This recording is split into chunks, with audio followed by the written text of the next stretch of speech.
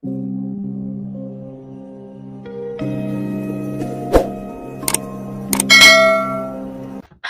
All, ಈ ವಿಡಿಯೋದಲ್ಲಿ IV ಫ್ಲೂಯಿಡ್ಸ್ನ ಬಗ್ಗೆ ಇನ್ಫಾರ್ಮೇಷನ್ ಕೊಡ್ತಾ ಇದ್ದೀನಿ. IV ಫ್ಲೂಯಿಡ್ಸ್ ಅಂದರೆ ಇಂಟ್ರಾವೀನಸ್ ಫ್ಲೂಯಿಡ್ಸ್, ಅಂದರೆ ನರದಲ್ಲಿ ಡೈರೆಕ್ಟ್ ಆಗಿ ಇಂಜೆಕ್ಟ್ ಮಾಡುವಂಥ ಫ್ಲೂಯಿಡ್ಸ್. ಈ ಫ್ಲೂಯಿಡ್ಸ್ನಲ್ಲಿ ಅತಿ ಹೆಚ್ಚಾಗಿ ಬಳಸುವಂಥದ್ದು DNS ಅಂದರೆ dextrose normal saline solution. Already ನಾನು ಹಿಂದಿನ ವಿಡಿಯೋದಲ್ಲಿ ನಾರ್ಮಲ್ ಸಲೈನ್ ಸೊಲ್ಯೂಷನ್ನ ಬಗ್ಗೆ ಇನ್ಫಾರ್ಮೇಷನ್ ಕೊಟ್ಟಿದ್ದೀನಿ, ಅಂದರೆ NS. ಈ ವಿಡಿಯೋದಲ್ಲಿ DNSನ ಬಗ್ಗೆ ಇನ್ಫಾರ್ಮೇಷನ್ ಕೊಡ್ತಾ ಇದ್ದೀನಿ. ಈ DNSನ ಏಕೆ ಯೂಸ್ ಮಾಡ್ತಾರಂದ್ರೆ ಡಿಹೈಡ್ರೇಷನ್, ನಿಮ್ಮ ದೇಹದಲ್ಲಿ ನೀರಿನ ಅಂಶ ಕಡಿಮೆ ಆದಂಥ ಸಮಯದಲ್ಲಿ ಈ DNSನ ಬಳಸುತ್ತಾರೆ.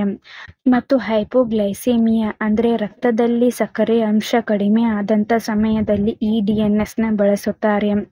ಮತ್ತು ಹೈಪೋಟೆನ್ಷನ್ ಅಂದರೆ ಲೋ ಬ್ಲಡ್ ಪ್ರೆಷರ್, BP ಕಡಿಮೆ ಆದಂಥವರಿಗೆ ಈ ಸಲೈನ್ನ ಬಳಸುತ್ತಾರೆ.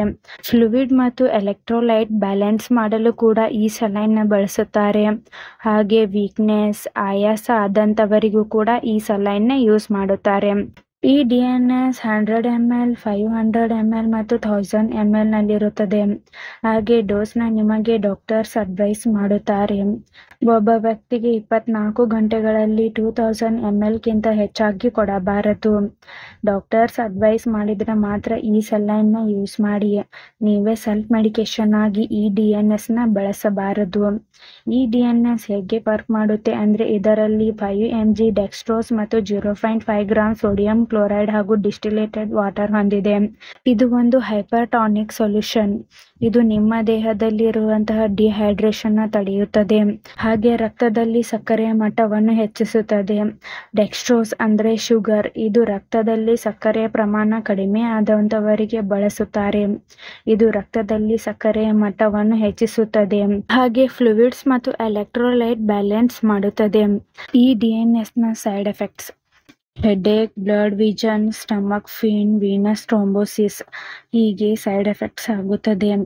ನಿಮ್ಮ ಬಾಡಿಗೆ ಈ ಸಲೈನ್ ಅಡ್ಜಸ್ಟ್ ಆದ ಮೇಲೆ ಈ ಸೈಡ್ ಎಫೆಕ್ಟ್ಸ್ ಎಲ್ಲ ಡಿಸಫಿಯರ್ ಆಗುತ್ತದೆ. ಒಂದು ವೇಳೆ ಹೀಗೆ ಲಾಂಗ್ ಟರ್ಮ್ ಆಗಿ ಕಾಣಿಸ್ಕೊಳ್ತಾ ಇದ್ರೆ ಕೂಡಲೇ ಡಾಕ್ಟರ್ಸ್ನ ಕನ್ಸಲ್ಟ್ ಮಾಡಿ. ಈ DNSನ ಸೇಫ್ಟಿ ಅಡ್ವೈಸ್: ಇದರಲ್ಲಿರುವಂಥ ಮೆಡಿಸಿನ್ಸ್ನಿಂದ ನಿಮಗೆ ಅಲರ್ಜಿ ರಿಯಾಕ್ಷನ್ಸ್ ಆಗ್ತಾ ಇದ್ರೆ ಇದನ್ನು ಬಳಸಬಾರದು. ಮತ್ತು ಡಯಾಬೆಟಿಕ್ ಪೇಷಂಟ್ಸ್ಗೆ ಈ DNSನ ಬಳಸಬಾರದು. ಇದು ರಕ್ತದಲ್ಲಿ ಸಕ್ಕರೆಯ ಮಟ್ಟವನ್ನು ಹೆಚ್ಚಿಸುತ್ತದೆ. ಆದ್ದರಿಂದ ಈ ಸಲೈನ್ನ ಡಯಾಬೆಟಿಕ್ ಪೇಷಂಟ್ಸ್ಗೆ ಬಳಸಬಾರದು. ಹಾಗೆ heart patients, preliminary edema, kidney failure, open wounds ಇದ್ದವರಿಗೂ ಕೂಡ ಬಳಸಬಾರದು. ನೀವೇ ಸೆಲ್ಫ್ ಮೆಡಿಕೇಶನ್ ಆಗಿ ಈ ಸಲೈನ್ನ ಯೂಸ್ ಮಾಡಬಾರದು. ಮತ್ತು ಯಾವುದೇ ಮೆಡಿಸಿನ್ ತೆಗೆದುಕೊಳ್ಳುವ ಮೊದಲು ಡಾಕ್ಟರ್ಸ್ನ ಕನ್ಸಲ್ಟ್ ಮಾಡಿ. ಈ ವಿಡಿಯೋ ನಿಮಗೆ ಇಷ್ಟ ಆಗಿದ್ರೆ ಲೈಕ್ ಮಾಡಿ, ಕಮೆಂಟ್ ಮಾಡಿ, ಶೇರ್ ಮಾಡಿ. Thank you.